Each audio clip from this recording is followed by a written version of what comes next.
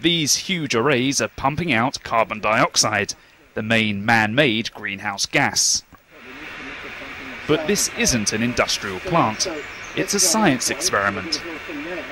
The 10-year study wants to find out what effect rising CO2 has on a mature forest like this one in the English Midlands. The forest here sees about 40% more CO2 than it sees normally, because that's what it will be globally in about 2050.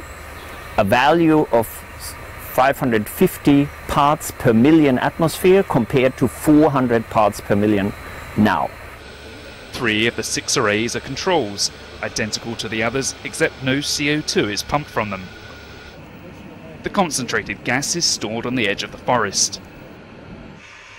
It's fed through pipes to the masts, where it's pumped into the foliage at varying heights. Leaf samples are collected regularly and their chemistry analysed in the lab. It's long known that trees absorb CO2 from the air and lock it away as a carbon sink. But key questions remain. According to estimates, between 20 and 30% of the additional CO2 released by human activities went back into forest ecosystems. What we don't know, however, is, first of all, how forests did that and why, where that CO2 goes exactly, and how long forests could keep doing that.